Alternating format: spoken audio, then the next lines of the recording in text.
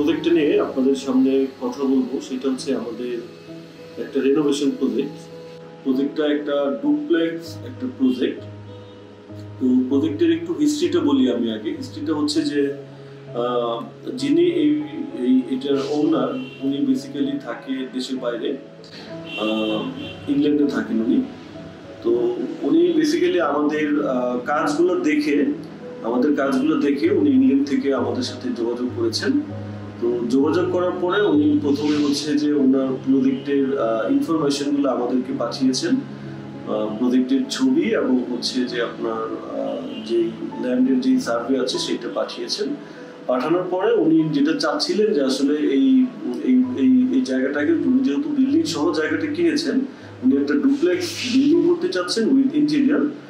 এটার জন্য আসলে উনি এটা কিনেছেন। এটা তো কেনার পরে ওনার যেটা মনে হয়েছে যে উনি এটাকে ভেঙে করবে, যেহেতু পুরোনো বিল্ডিং। তো আমি একবার মনে হলো যে আসলে বিল্ডিংটা আমরা যদি একটু লোকেশনটা সার্ভে করে নিতে পারি সাইটটা, তো মনে হয়েছে যে আমার কাছে যে একটা বেটার হয়তো আমরা মানে আইডিয়া দিতে পারবো যে এটা ভাঙা উচিত কি উচিত না। তো কারণ ডেফিনেটলি একটা বিল্ডিং নতুন করে করতে গেলে আপনার মানে 1-2 কোটি টাকা লেগে যেতে পারে ডুপ্লেক্স একটা আপনি বিল্ডিং যখন বানাবেন। কিন্তু আপনি রেনোভেট করলে সেটা কস্ট মিনিমাইজ করে আপনি অবশ্যই সেটাকে ঠিক করতে পারবেন, ভায়াবল করতে পারবেন। এই জিনিসটা ওনাকে বললাম যে আপনি বিল্ডিংটা না ভেঙে নতুন করে না করে আপনি যদি আমরা ভিজিট করে আপনাকে একটা রিপোর্ট দিই, তারপর আপনি সিদ্ধান্ত যদি নেন, এটা আপনার জন্য আই থিঙ্ক বেটার হয়। তো উনিও ক্লায়েন্টও এগ্রি করলেন। তো ক্লায়েন্টের সাথে অ্যাপয়েন্টমেন্ট সেট করে উনি যেহেতু বাইরে থাকে, কবে যাব বা ওনাদের এখানে কে থাকবে, আমরা সেই সিলেটে চলে গেলাম। সিলেটে গিয়ে আমাদের টিম নিয়ে সার্ভে করে যেটা আমরা দেখলাম যে বিল্ডিংটা আসলে একটা load bearing structure. Load bearing মানে হচ্ছে ব্রিকের করা একটা স্ট্রাকচার, আর সেখানে ডুপ্লেক্স।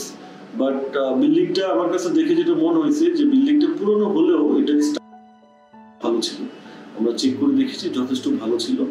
তো আমার কাছে মনে হয়েছে যে এটাকে আসলে ডেমোলিশ না করে যদি আমরা এটা এলিভেশন চেঞ্জ করি বা রেনোভেশন করি, তাহলে এটা খুব ভালো একটা প্রজেক্ট হতে পারে। তো ক্লায়েন্ট এটা শুনে খুবই খুশি হলেন। তো তারপর উনি আমাদেরকে টোটাল দায়িত্বটা দিলেন যে তাহলে আপনারা একটা ডিজাইন, একটা আমাকে আইডিয়া দেন। যদি আমার দেখি যে আইডিয়াটা পছন্দ হয়, তাহলে আমি রেনোভেশন করাবো। ক্লায়েন্ট সম্মতি প্রদান করলেন। তো তারপর আমরা ক্লায়েন্টের সাথে আমাদের কাজ শুরু করার জন্য যে প্রসিডিউর, আমরা ক্লায়েন্টের সাথে একটা বেসিক একটা এগ্রিমেন্ট করলাম। এগ্রিমেন্ট করার পরে আমরা ডিজাইন স্টার্ট করলাম। ডিজাইন স্টার্ট করে আমরা এই জিনিসটাকে 3D করে একটা প্রেজেন্টেশন ওনাকে দিলাম। দেখার পরে উনি খুবই পছন্দ করেছেন এটা। তারপরে উনি ছুটি নিয়ে বাংলাদেশে এসে আমাদের সাথে একদম কন্ট্রাকচুয়াল যে বিষয়গুলো আছে সেটা কনফার্ম করে উনি আমাদেরকে পুরোপুরি ডিজাইনটা এগ্রি করে সেটাকে ফাইনাল প্রেজেন্টেশন বা ওয়ার্কিং ড্রয়িং দেওয়ার জন্য বললেন। এইটা হচ্ছে আমাদের রেনোভেশন প্রজেক্টের এক্সিস্টিং কন্ডিশন। তো এক্সিস্টিং কন্ডিশনের সাথে আমি সাইট লোকেশনটা আবারও বলছি। সাইটটা হচ্ছে আমাদের সিলেটের মিরাবাজার নামক একটা শহরের একটা জায়গা, একটা আবাসিক এরিয়া মিরাবাজারে। এই বিল্ডিংটা 2টা ফ্লোর মিলে প্রায় 3000 স্কোয়ার ফিট ছিল, আর জায়গাটা আনুমানিক 4 কাঠার মতো হবে। 4 কাঠার মধ্যে একটা ডুপ্লেক্স একটা বাড়ি, যেটা প্রেজেন্ট কন্ডিশনটা এখানে আপনারা দেখতে পাচ্ছেন। তো এক্সিস্টিং কন্ডিশনের পরে আমি যেটা এখন দেখাচ্ছি সেটা হচ্ছে এক্সিস্টিং ফ্লোর প্ল্যানটা। তো এই এক্সিস্টিং ফ্লোর প্ল্যানটাতে দেখতে পাচ্ছেন যে নিচে কিচেন আর একটা বেডরুম আছে এবং ফর্মাল লিভিং ডাইনিং আছে এবং একটা গ্যারাজ ছিল আর কি এক্সিস্টিং। তো এইটাও আমাদের আগের কন্ডিশন থেকে আমরা আগের কন্ডিশনের একটু কিছু ছবি দেখিয়ে নিচ্ছি কি অবস্থায় ছিল। এটা হচ্ছে ভিতরের অবস্থা, ইন্টেরিয়রে এরকম ছিল। ডুপ্লেক্সের সিঁড়িটা আমরা দেখতে পাচ্ছি, মোজাইকের ফ্লোর ছিল এখানে। এটা কিচেনের এক্সিস্টিং কন্ডিশন, কিচেনটা অবস্থা ছিল। তো এইটা হচ্ছে আমাদের উপরের তলা, 2 তলাতে আমাদের মোট 4টা বেডরুম ছিল, একটা ফ্যামিলি লিভিং ছিল। এক্সিস্টিং কন্ডিশনে আমরা এটা দেখতে পাচ্ছি। তো এখানেও আমরা খুব একটা মেজর চেঞ্জেস নিয়ে আসিনি, আমরা রুমগুলোকে ঠিকই রেখেছি। এবং এখানে রুমের সাথে আমরা কিছু কিছু উইন্ডো চেঞ্জ করেছি। তো ভিতরের কন্ডিশন আমরা দেখতে পাচ্ছি, সিঁড়িটা এরকম ছিল, মোজাইকের ছিল। তো ফ্লোরগুলো আমরা মূল ডিজাইনে যেটা করেছি, ফ্লোরগুলো আমরা চেঞ্জ করেছি। কিছু ওয়ালে ড্যাম্প ছিল, ড্যাম্পগুলোকে আমরা ঠিক করার চেষ্টা করেছি, ঠিক করেছি ড্যাম্পগুলো। তো আমরা এখন আমাদের প্রেজেন্টেশন প্ল্যানটা দেখবো যে আমরা কোথায় কি রেখেছি বা কোথায় কি দিতে চাচ্ছি। তো বেসিক্যালি আমি প্রথমে বাইরের দিকটা বলতেছি। বাইরে আমরা আমাদের এন্ট্রেন্সে যে খালি জায়গাটা ছিল সেটার মাঝখান দিয়ে আমরা একটা ওয়াকওয়ে করেছি, ওয়াকওয়ে ডিজাইন করেছি। মেন গেট থেকে একটা পকেট ডোর দিয়ে আমাদের এই ওয়াকওয়ে দিয়ে একদম সোজা এন্ট্রেন্স পাবে। আর ডান দিকে আমরা গাড়ির জন্য একটা স্পেস খালি রেখেছি, নর্মালি গাড়ি এসে এখানে পার্ক করে রাখতে পারবে। তো আমরা তারপরে ভিতরের এক্সিস্টিং কন্ডিশন থেকে কিভাবে ভিতরে চেঞ্জ করেছি ওই প্ল্যানটা দেখাচ্ছি। আমাদের ফর্মাল লিভিং এবং নিচে একটা গেস্ট বেড এবং কিচেন ছিল, ফর্মাল লিভিং এর সাথে ডাইনিং ছিল।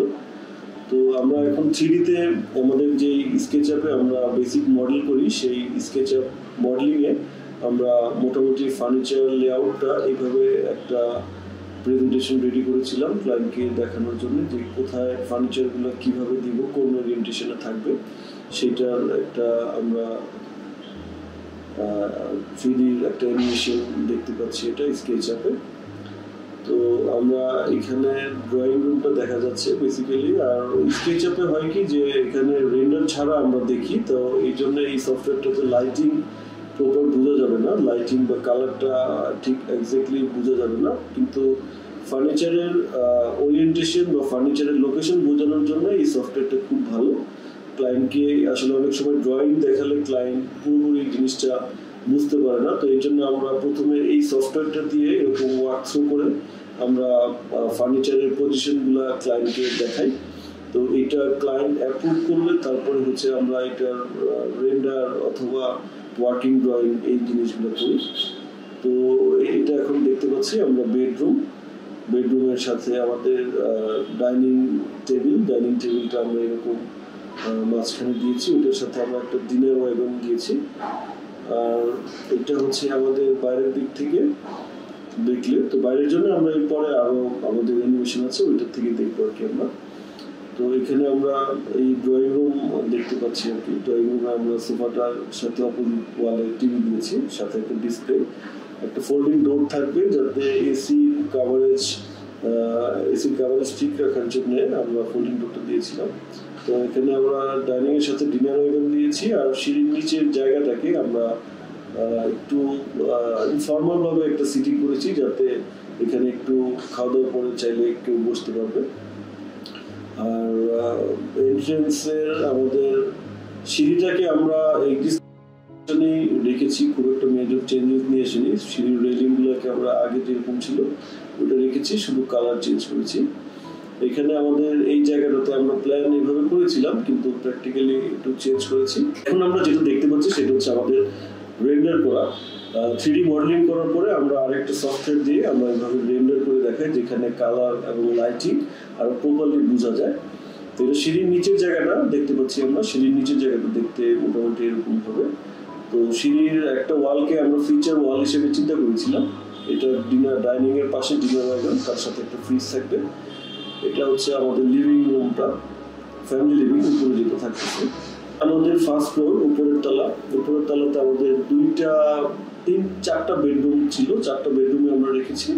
এগুলোতে যে চেঞ্জেসগুলো আমরা নিয়ে এসেছি, আমরা থাই অ্যালুমিনিয়াম এবং কিছু ওয়ালে মানে এন্ট্রেন্সের বারান্দাতে যাওয়ার জন্য যেমন ছোট ওপেনিং ছিল, আমরা এটাকে বড় করেছি।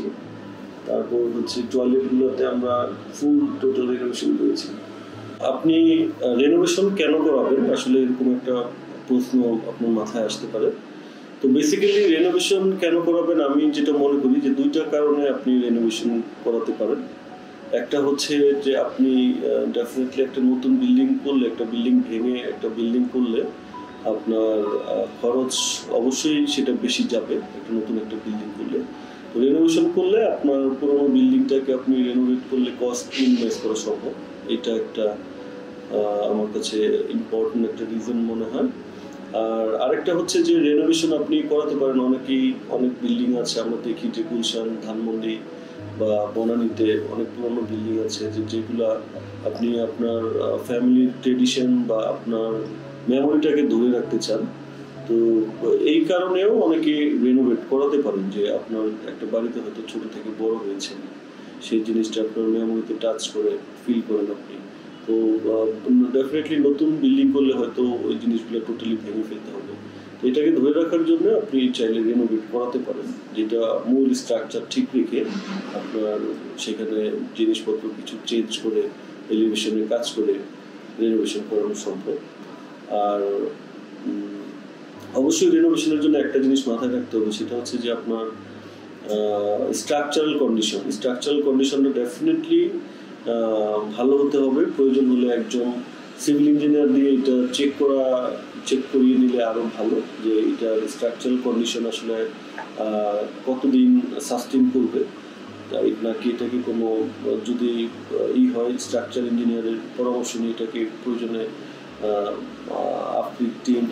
আপলিফটিং বা আপনার জ্যাকিং করা যেতে পারে, স্ট্রেংথ বাড়ানো যেতে পারে, ফাউন্ডেশন বা কলামে।